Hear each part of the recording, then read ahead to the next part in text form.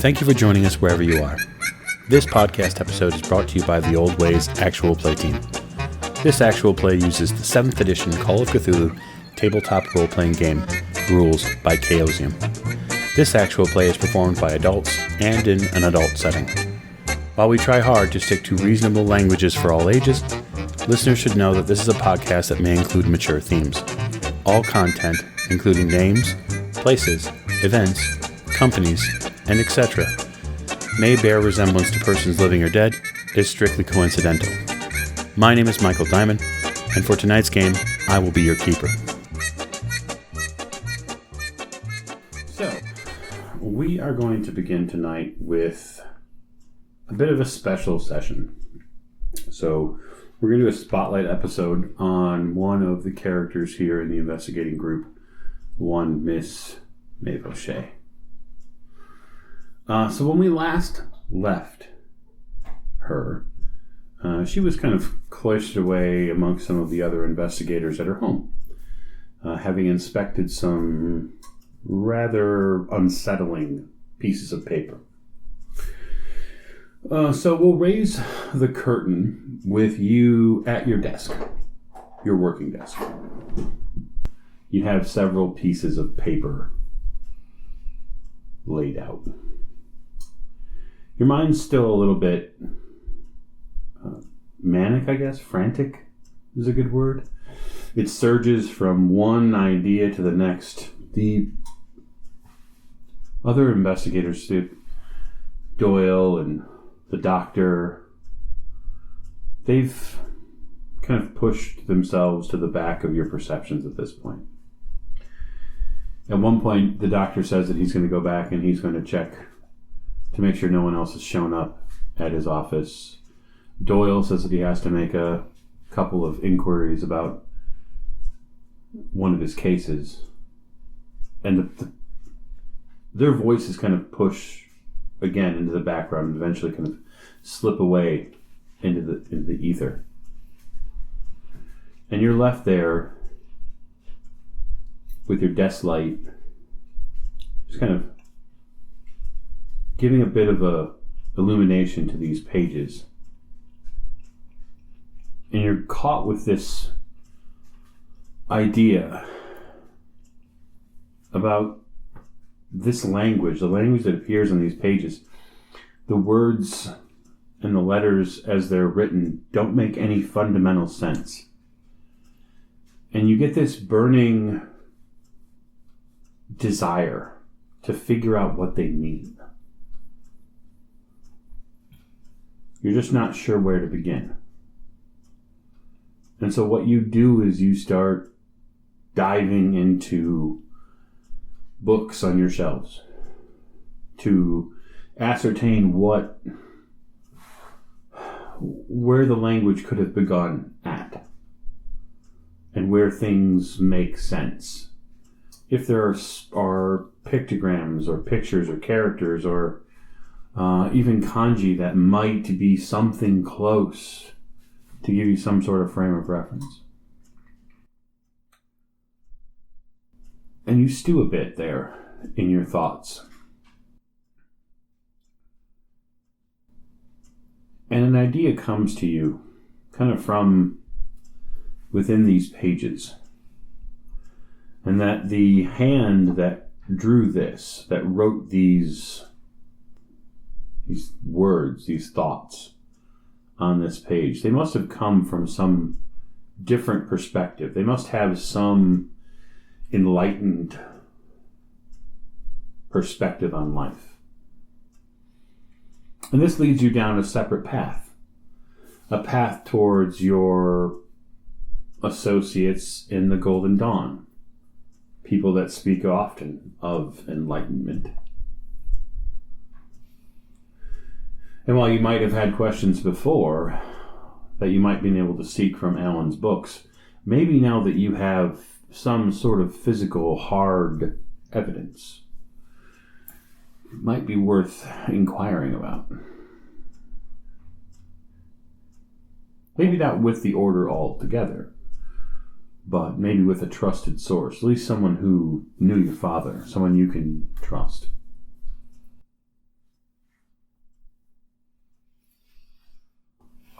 Well, I'll go through my father's address book and see if there's anybody still around that maybe he went overseas with, or... You thumb through the book a few times. You come upon a couple of different names. You're not certain specifically if they're worthy enough of your time, but you do get the idea that maybe they knew something, at least something of your father's travels. There's a traveling, what sounds like historian and archivist, and his name is James Pierce, Dr. James Pierce.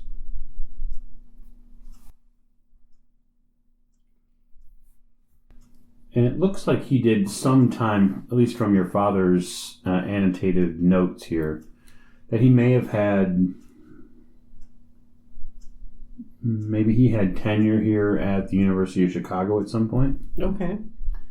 Or perhaps he spent some time in study here at one of the university's many libraries. Well, what time is it now? Oh, I would say it's probably towards the afternoon. Okay. I will go to the university and inquire on where Dr. Pierce would be. Okay. Which form of transportation do you think you'd take to get there? I'd probably call Jimmy. Okay. Because I usually call him and he doesn't talk about where I go and who I mean, as far as you know, yeah. Yeah. I mean, he probably does to his boss, but that usually doesn't pay me, no, never mind. You ring Jimmy. He's by in a matter of 15 to 20 minutes to pick you up. He doesn't ask a whole lot of questions. He's genial as always. And then he drops you off at the university. Okay. The other thing that I meant to ask is, how often do I pay Jimmy? Do I pay him every time, or do I pay him like once a month? Do I pay his boss? Generally, you pay for the services they're rendered, meaning his transportation services. You generally pay once a week or once a month. It all depends on kind of when Jimmy asks. There are times where he's asked, hey, listen, I know you usually pay me on the 30th of this month, but, I'm lean, I'm trying to get, this or whatever. And he's pretty flexible for the most part. He's a driver, so he's going to come into and out of money on a pretty regular basis. Okay. That was just one of the questions I had from before. Sorry. No, that's okay. It's a good question. It further fleshes out his role. Yeah. All right. Yeah. And then I will go to administrations. Yeah. So the idea here is that the campus is in and around the Hyde Park area. And the University of Chicago is a lot unlike we know it today. It's actually what historians would term kind of in its infancy. It's only really been a university for maybe 30 or so years at this point. So there is some newness to it. It opened in the early 1890s. And the campus is a reasonable size. It's affiliated with a few other campuses as well. The programs that they allow there are reasonable undergraduate liberal arts curriculum. So the idea there is that you're going to have access to some of the facilities, but finding Dr. Pierce is probably going to be a little bit of a hunting, which is, admissions is a good start. Yeah. So the admissions building, you head in and speak with someone at the front office, and they tell you that while they have not personally seen Dr. Pierce, if he is there, he's probably tucked away in a corner office. They chuckled. He's got a place just a bit far beyond the main campus building in one of the auxiliary stations near the library. Okay. It's a quiet place. Dr. Pierce doesn't like to be bothered. Okay. Sounds reasonable to me. Yeah. So... It's a Monday, though, so campus is a bit busy here in the afternoon. It looks like some of the college students are still finishing up some of their coursework. There's people on the quad. It's a spring day, too, so the weekend might have been a little cold and a little rainy, and quite frankly, it's been a bit of a whirlwind for you. This is a otherwise relatively pleasant day. Passing through the quad, you see benches and you see, stone buildings that have been put up, and you finally get around to some of the auxiliary buildings and you start seeing a couple of the older buildings here, some of the first buildings that were put up. Ivy's starting to trace the stonework, and you realize that if he's in one of these auxiliary buildings, then it's probable that not a whole lot of people know when he comes and goes, because there's a couple different ways in and out of campus. And it kind of fits the type of person or type of people that your father would have been naturally attracted to in his studies. The cloistered hermit. Well, I'm going to look in the building probably closest to the library. Okay. Because he's probably going to want to be able to come and go from the library as much as he wants. The auxiliary building you first step into looks like it's got a fair amount of offices in it. Mostly, it looks like it's tenured professors. So people who generally teach directly at the school. Most of these offices the doors are closed. Not to say that there aren't lights on in some of them, but they're all marked as far as who they are. So you pass by a good, say, 6 to 8 without seeing anything close to something that would be familiar as far as its name goes. You get to the end of the first hallway, because it's basically a big square. You enter the auxiliary building, and then there are a left or a right-hand choice, and then basically they corner at the end of those hallways, and you have either a left-hand turn or a right-hand turn, depending on what hallway you went down. So the circuit is not very difficult to walk. Mm-hmm. You do see a couple people in the hallways, so younger kids, maybe they're working on some sort of associate program. But as far as this building, the one closest to the library, and you can see the library through the main windows, it's not but more than, 100 feet away. There is no Dr. Pierce here. At least not that you see. All right. Well, then I'll work on the next building. Okay.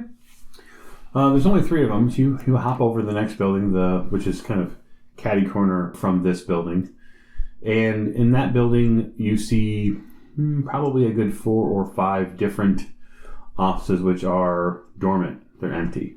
But then as you kind of round that second or third, probably the second corner, you've gone left once and then you go right, and you find at the far end, amongst a collection of basically 6 or 7 dormant offices, there's a single office near a back door that has a lone light on. And it says, Dr. James Pierce. I guess I'll go to that door and lightly knock on it. You knock. You think you hear what sounds like music? Just lightly from playing inside? There's some sort of... you could hum a few bars of it if you really listened close. It's not... If you didn't know any better, it's jazz music. It's very strange. You wouldn't expect that for a teacher at a college. It abruptly stops. You hear very careful footsteps.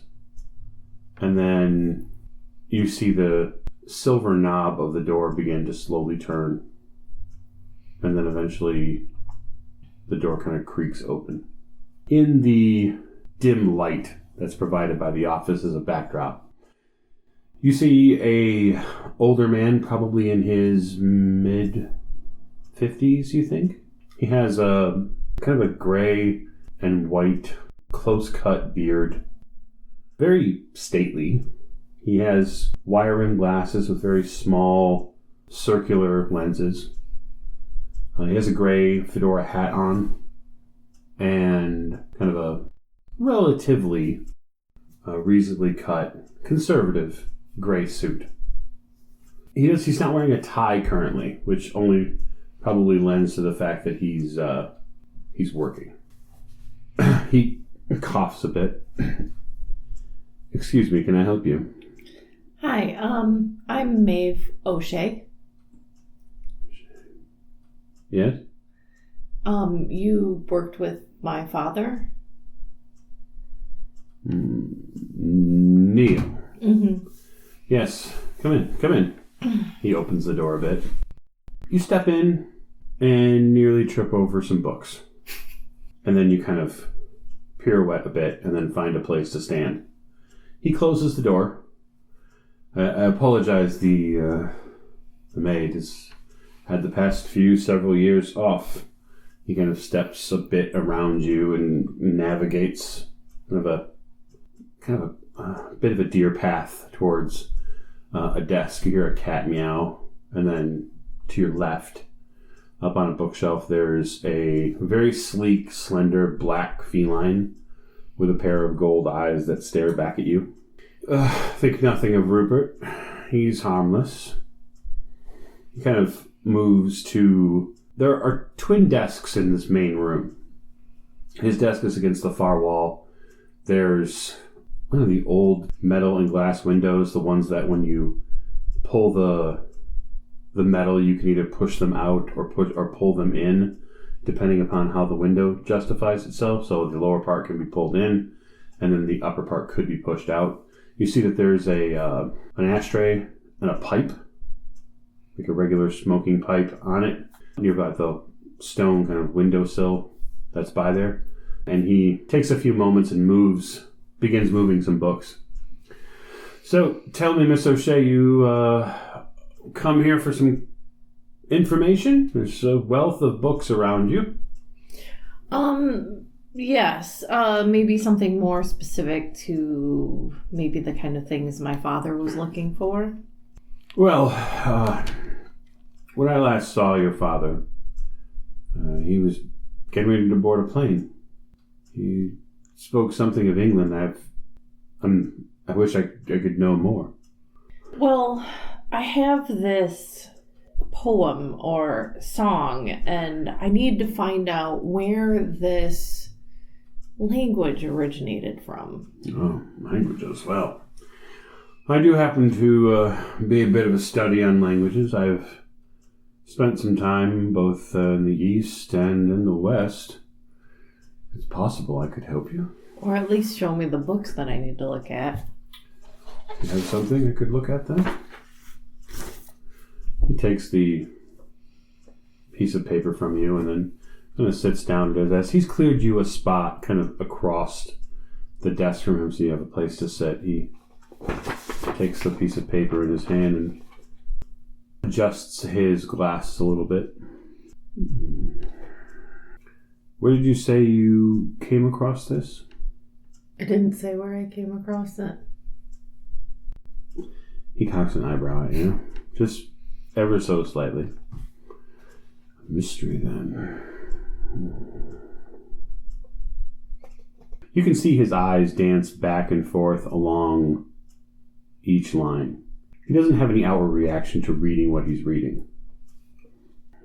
And I'm going to look at him and be like, did you go to church with my father? Church. Is that what he called it? No, that's what I call it. To be polite around certain... Oh, the order is nothing to be ashamed of. It is secretive, but it is, if I may speak out of school, it is mostly a men's club for being part of a supposed high society. There's little real work that happens there. You know that, right? Oh, of course. I mean, yeah, they are much like the Masons, seeking enlightenment, thinking they can play about with their incense and rituals.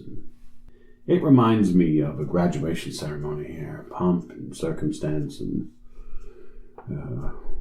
gestures and words spoken at proper times. It's all a bit funny, if you ask me. So you're very scientific. Not at all. I have for some time been immersed in several different studies, not the least of which would be seemingly dead languages, strange occurrences. That book there to your left, he kind of points over your shoulder. You see a rather slim tome. It's kind of a slim but brown tome. It's probably no more than, say, 150 pages. It details the story of a Spanish explorer that came to these shores sometime in the 1700s near Roanoke.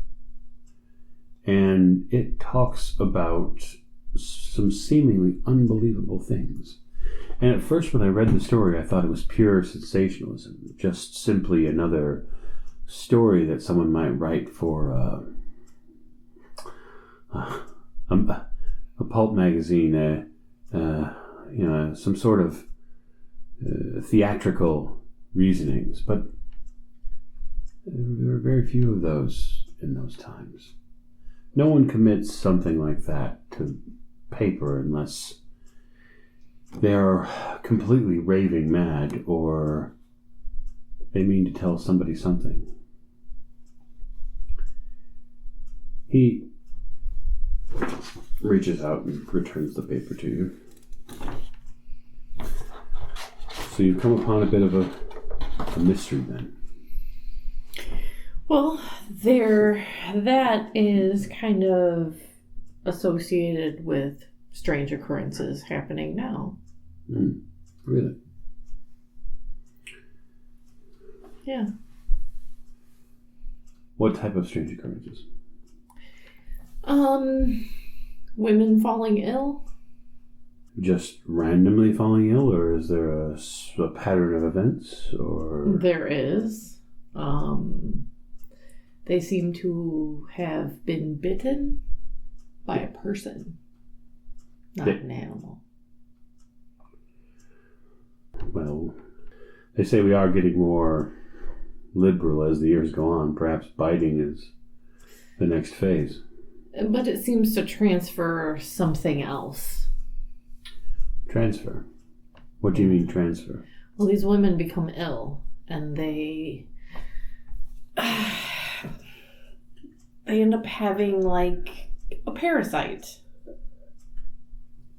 It's not uncommon for parasites to transfer from one host to another. If there's blood-to-blood contact, there is some medical reasoning behind this, yes? Sure, usually parasites are about, worms or the size of your blood cells or what have you.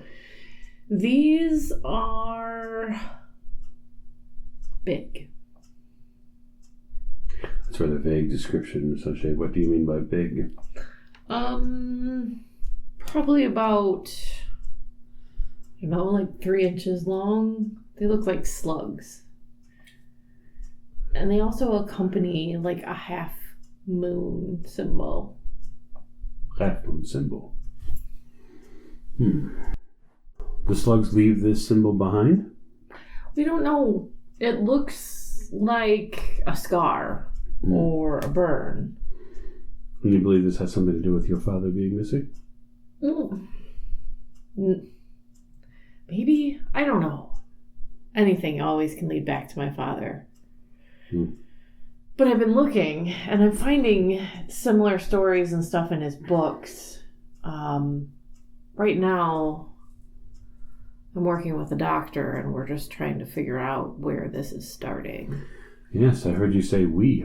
Your father was much more of a solitary investigator when he broke away from full-time dental practices to travel the world.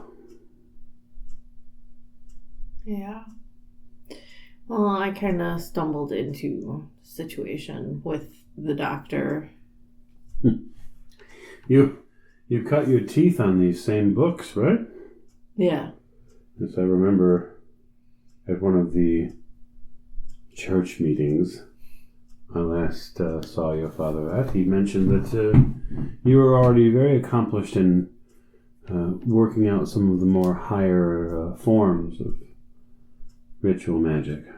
Some of the more esoteric arts had not yet passed to you yet. He was quite impressed. I'm very sorry that... Yeah. I've still been looking for him, but I've been at dead ends. And right now, this is affecting people that I have come in contact with.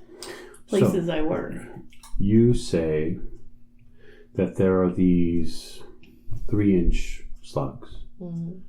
Maybe they're some sort of parasite, right? Yes. And when I've come... have you heard the story of... from the Bloody Tongue in South Africa? They had similar symbols. And they would do blood sacrifices. Yeah, I have heard of the Bloody Tongue, but only in passing. Oh, it was in a book by Jackson Elias. Elias, huh? Some people consider Jackson Elias a rather questionable source. You know that, right? I have heard. However, either he knew something of what I'm talking about, or it's a coincidence. My concern with that paper, having seen it, is there may be more to this than simple coincidence. I remember reading... He wrote something, I think it must have been a decade ago or so. The Way of Terror. It was a book about fear through occult organizations. I remember reading something like that. And then I read his previous book. The reason why I even entertained The Way of Terror, I read Masters of the Black Arts, which he published the previous year. I have that one. It's good. It's not all true. I don't think. And I think that's what I liked about his books the most, was I feel like Elias is a skeptic. And I like that. I think far too often people grasp at things to believe simply because they don't know what to do. I feel the very same way about religion, to be honest. I know that many of the people around the university here would probably crucify me for saying something inside such a building, but I do not see the logic in any of it. It seems like a quaint bedtime story to tell yourself before you fall asleep, that there's this omnipotent being watching over everything you do, as if it's supposed to make you feel better. And the cults that Elias talked about, they use the same sort of projection, that the head of this cult is the one that has the true access to whatever power it is. Have you considered trying to contact Jackson Elias? I have considered it. I just don't know how or when or where. From what I understand, he's all over. Well, I do know that Prospero Press is the publisher of all of his books. So... It's in New York, right? I would believe so. I mean, most of the publishing houses are in New York these days anyway.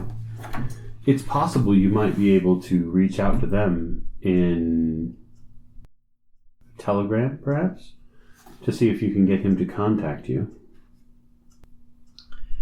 Yeah, that has been brought up before.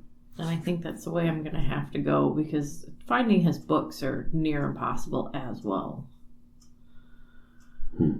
Well, there's only so much of a market for skeptical books on the occult. Most people are looking for they're looking for the anointed truth. They want to open some book and read about the secrets of magical spellworks to improve their life. I mean, there's all sorts of people out nowadays spouting about how they're the next god. Yeah. I don't know if Jackson has even come across, if Mr. Elias has even come across any of this language before. Doesn't look like anything that's come up in his books, but who knows? It's hard to say.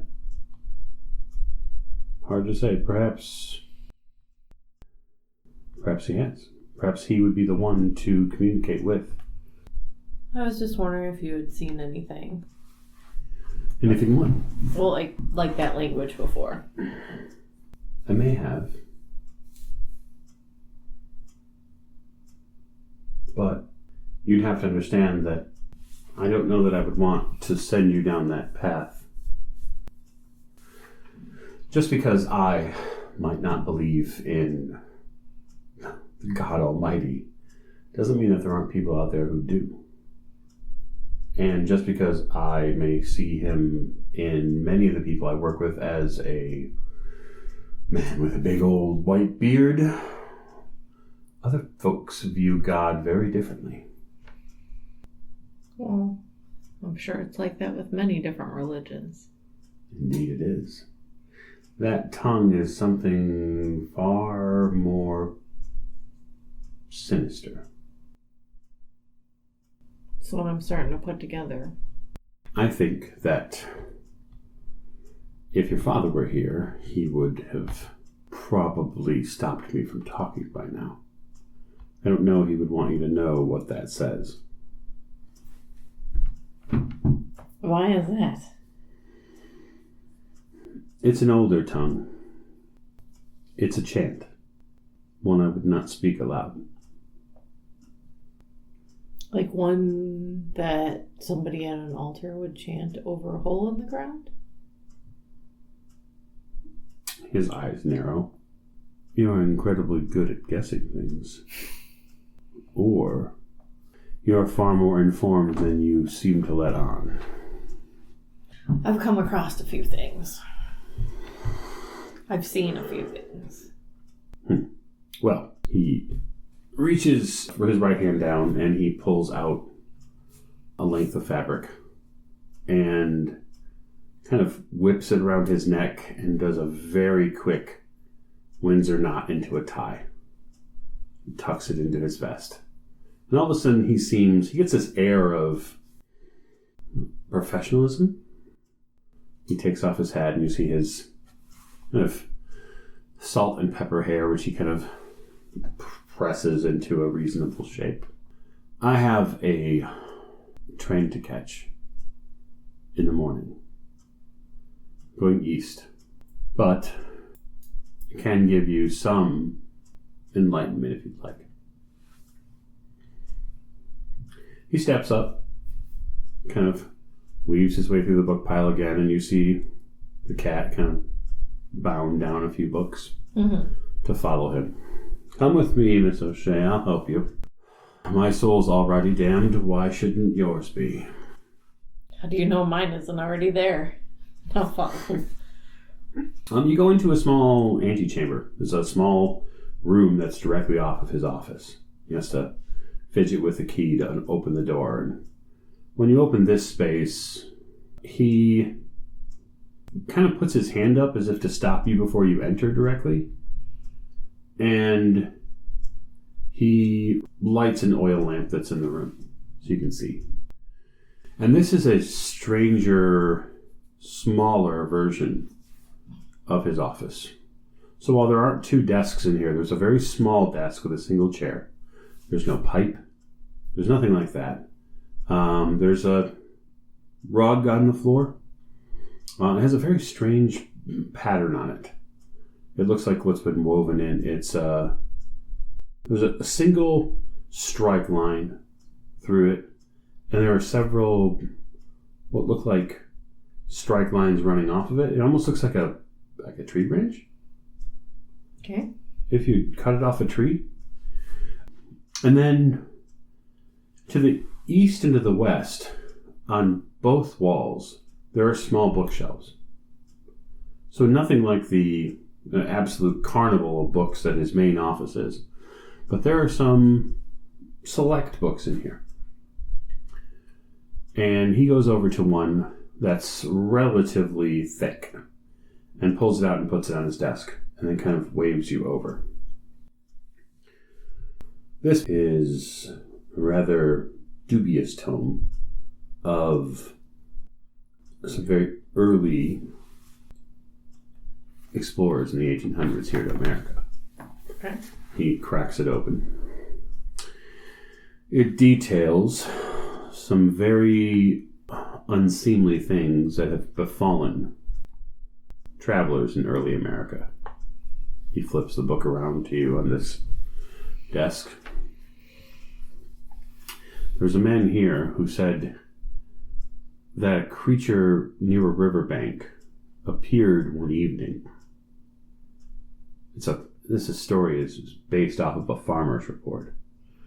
But this creature, snake-like creature, came out of the mud and wrapped its mouth around his leg, biting him. The man here, it says in this story, this farmer said that the man suffered for days at his farm from some sort of infectious wound. And then days later, the man walked from the farm with no ailment at all. That he had been mystically healed by this snake creature, and further professed that if the farmer continued to not harm a single snake he found on the property, that snakes would never attack his livestock, would never bite at the heels of any of his children or his children's children. He kind of pushes the story towards you. That was the same story I found, but it was a native story that I had found.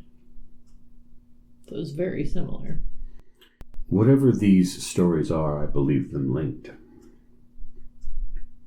Now, they're linked over hundreds of years and in different areas, which lends me to believe that either there are very similar creatures doing this,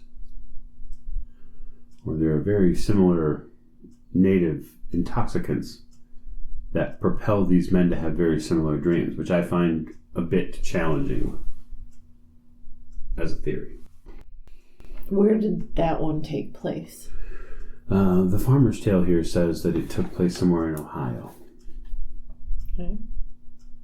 I don't know if my other one said where it came. Mm-mm. Oh, yeah. Texas or Omaha. At least that's where the snake comes from. With a similar name that we have heard. Which name is that? Massasauga. When you say the name in here, the word vibrates on the walls. It's like this kind of small chamber library echoes the word back at you. And you can almost feel the resonance in your chest. As if the words has some sort of effect on you. Dr. Pierce looks around. It's a very powerful word. I would be careful with it. Yeah, I try not to hear it or say it, considering the people that have said it have not been too friendly. So, you have met people who have professed this word, and they have been subjects of ill intent? Yes. Would you say even fanatics? Yes. So you are affirming that they have some sort of cultish following? Yes. I see. Yes, I would assume Mr. Elias would be very interested in hearing from you, given that this seems to be his direct line of study. Now, the paper again, if you would.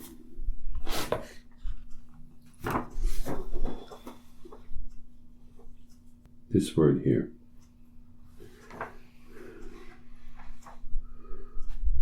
This first line, what it is talking about here, golden brown. There, the word itself printed out. It's speaking of some sort of massive reptile. Something revered as a god. But this word, Golfin, he says it in a really kind of strange guttural tone. This Golfin appears several times. That word I have translated only twice before. And it means children or brood. Okay. So, like, the fanatics are his children, perhaps? It is one possible perspective you could draw on it, Ms. O'Shea. But I do know with some accuracy that word means children. Okay. Well, thank you for your help. And, yeah, I guess I will try and get a hold of Mr. Elias. Probably an excellent idea, especially given his more specific knowledge of cults. I do have some knowledge of them, although I must admit his far outweigh mine. Well, thank you, and hopefully I didn't disrupt too much of your time. No, not at all. I just hope you are careful. I'll try to be. In my experience, people who traffic in this sort of belief system tend to be the sort of people who do not stop. They are fanatics for that reason. Seems like there's some pretty outrageous stuff happening, so... Yes. I read in the paper over the weekend there was some sort of shooting at one of the jazz clubs downtown. I was working that night. Really? I think it's all connected, but we'll see. Well, do keep me informed if there is anything else I can do for you. Yeah. You have access to books I don't, so... This small collection here isn't much, really, just the rantings and ravings of a few old men. Sometimes they have insights that others do not. This is true. This is very true. He locks up the antechamber and then properly escorts you to the front door where Rupert is waiting very patiently by the door to make sure that you get out okay. The cat kind of tracks where you move. It's very interested. I'll reach down and scritch him. He seems to enjoy it. He gives you a healthy meow. And then I will be on my way. And then get a hold of Jimmy and then go send a telegram. Okay. You go to a telegram office. They're more than willing to assist you with putting together a telegram. They ask you who it's for. Mr. Jackson Elias, but it needs to be sent to, I forget what the publisher. Prospero House. Yeah, Prospero House. Okay, and what would you like it to say?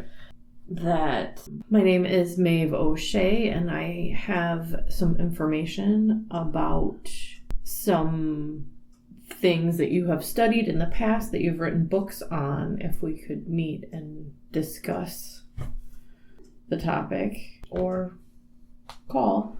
I'll give him my phone number. The lady at the telegraph station kind of gives you a smile. She gets the typewriter out and she says, "Attention, Mr. Jackson. Stop. Have information on something you're studying. Stop. Mm-hmm. Please contact me." She reads the number back to you. Mm-hmm. Stop. Will that work? Yes. Okay. She takes the payment for it, and then she kind of tells you that she'll send it through. I don't know if this is your first time sending an official telegram. Yes. But unfortunately, they're not novels. We get very few words to be able to transmit properly. That figures. Well, if you had their phone number, you could just ring them directly. I do. Well, I could them, but I don't know if it'll get to Mr. Jackson or Mr. Elias, so we will see. Okay. The telegram gets sent. Afterwards, Jimmy drops you off back at your house. Mm-hmm. Otherwise, yeah, I guess that's it. Or I can draft up a letter, but I think it'll take a long time to get to him. Letters at this pace would probably take several days to get across to New York. Right.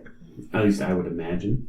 I haven't done any thinking about the timetable on that, but I would imagine it wouldn't nearly be 2 days like it is now. Right. I'm sure it's quite a bit longer than that to get from Chicago to New York on a letter.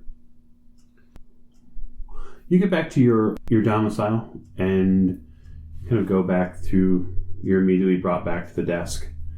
When you left, what state did you leave things here in the house? Probably everything out. Like the piles of books open on the pages. I mean, that's usually how I leave things, so I know where I was studying, so I can sit down and resume.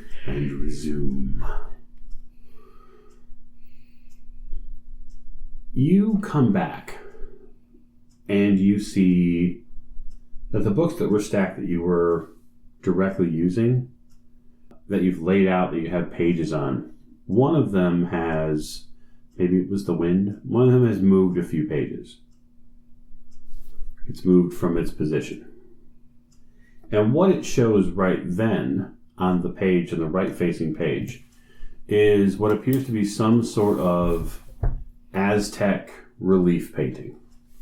It's a book on cults. And one of the cults that it covers and that it talks about is a cult within South American culture. And that cult and its rites, its sacrifices, what it was sacrificing to. And you see very prominently in this artist's relief drawing, there are several snakes of varying sizes. But there is one that sits above all the rest. And it's obviously, given your occult knowledge, I'll give you a roll. Okay.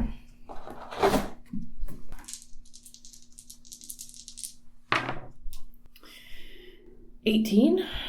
So that is my... well, it's hard. Because half is 37. Yeah, so that's got to be close to your extreme success, huh? Yeah, close. My extreme is 15. Yeah, you have to spend 3 points of luck for that.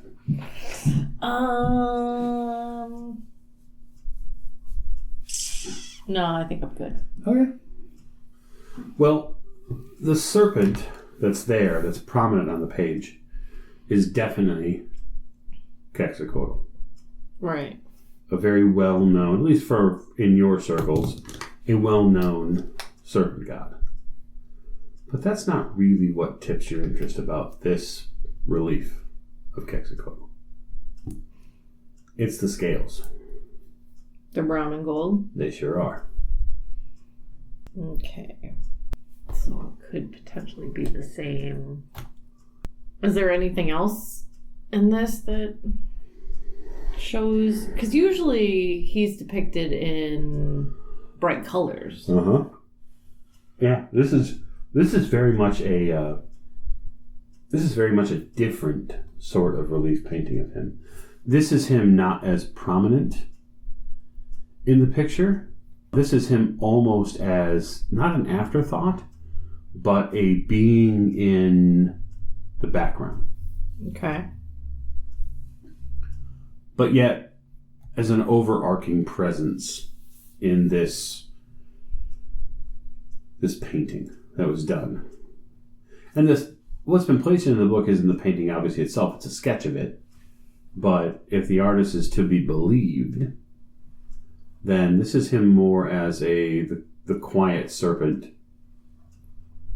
And you can see, even from the feathers that he's adorned with there, as they kind of rain down on the background of this relief, they seem to seep into the ground. And when they seep into the ground, they become they kind of transform into smaller versions of the larger creature they came from. But they come almost in a circular pattern. They collect at the bottom and then fissure back up, and they come through these tiny little holes in the ground. Well, I'm definitely going to bookmark that page. It does seem relevant to your interests. Yeah. Okay. Anything else like that I found? Just that one, huh? Moved a little bit or something? It did. That's the only one you see that has moved. All right.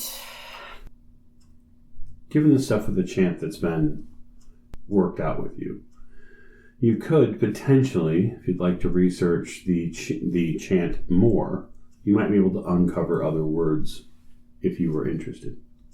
Well, another one is children. Yeah, I'll try and see what else I can figure out. Okay, you're going to try to figure out some more stuff. I mean, the Maeve O'Shea that I picture is a bit obsessive when it comes to this sort of thing. Yeah, she is. She doesn't stop. Because that's part of why she still looks for her father too. Right. So, what do you want me to roll? Occult or language? But I don't have. I mean, I have one other language, but I don't have. What's the other language you have? Latin. It's not really Latin based, unfortunately. Mm-mm. So I'm going to say it's probably a hard roll. Occult or language? It's going to be an occult. Okay. A hard occult roll to reveal some more of what the chant may offer you. That's 75. Okay. I gotta get 37 or better. That would be 20. Okay. You dive in. So my question to you is, as we kind of get this portion started, is how much time do you think Miss O'Shea would dedicate to it? Is she ravenous for this information, or is she going to take a look at it in a few minutes? If she doesn't get what she's looking for, she's going to pass. Well, considering the kind of person she is, she's probably going to go until her body tells her she needs to eat, and she falls asleep at her desk until somebody comes and disturbs her. Sure. I mean, that's the kind of thing she does. That's what she did with the first parchment, is had the books strewn out about until somebody, gets a hold of her. You begin burning the midnight oil, so to speak. You settle down in the chair and really give it a good workover. And you come to a couple of pieces of enlightened thought as kind of spring breeze finally pokes its way through one of your windows. You make out the word spawn. And so I'll clearly point it out here for you on the paper so you know which word it is. So the word is pronounced Tharanak.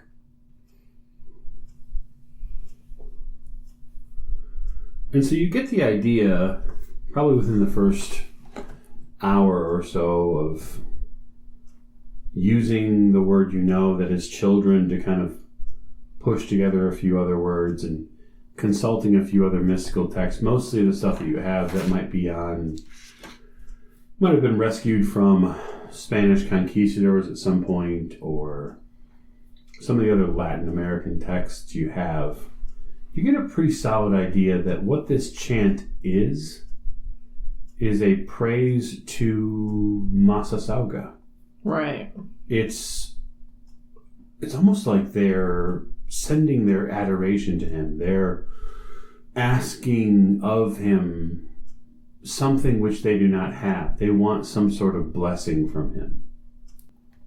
You get the idea that the first part talks about Masasauga's wise crown. He is some snake of old. And you finally begin to get the pace of this chant. And the words stop seeming senseless to you. And you start humming along. Because it almost feels like a hymn. Nice.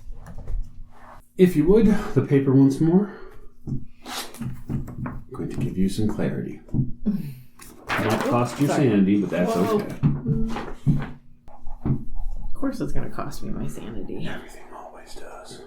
Anything interesting anyways. You get the first third of this translated.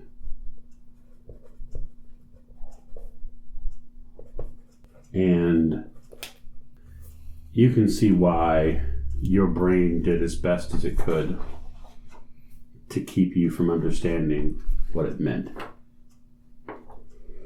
O most powerful serpent of gold and brown. It almost feels like a church hymn at first. And then it gets very dark. Very quickly. Oh. And when your pen suddenly is devoid of an inkwell to go back to after all of these writings and attempts to decipher them, when you finally get that first clear and concise verse, you shudder a little bit. Because there's something you've unlocked. And you're not sure you were supposed to. Okay. Go ahead and take a point of Cthulhu Mythos. Oh, sweet. But at what cost?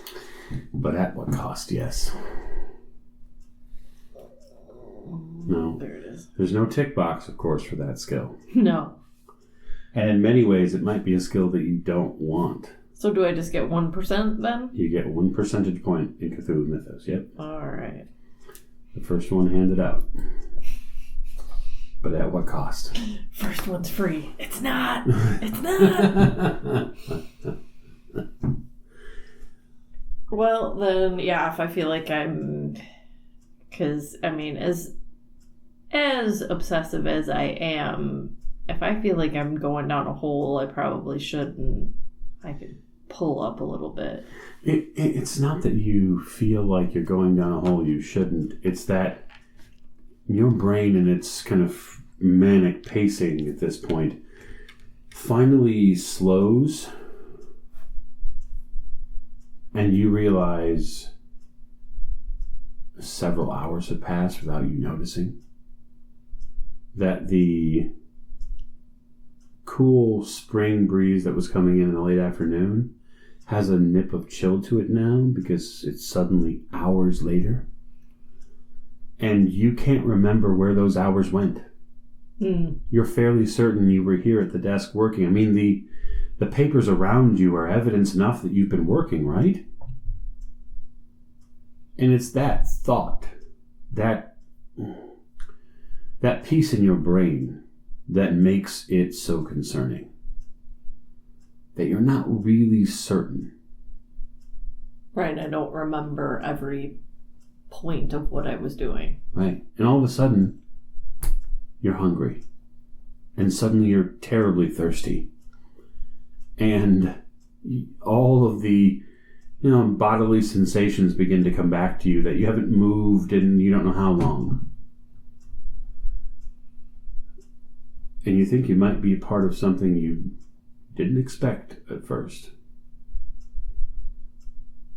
And the toughest part for your brain to kind of wrap its head around as we draw the curtain close this evening is there is so much more yet to decipher. And you want to know more.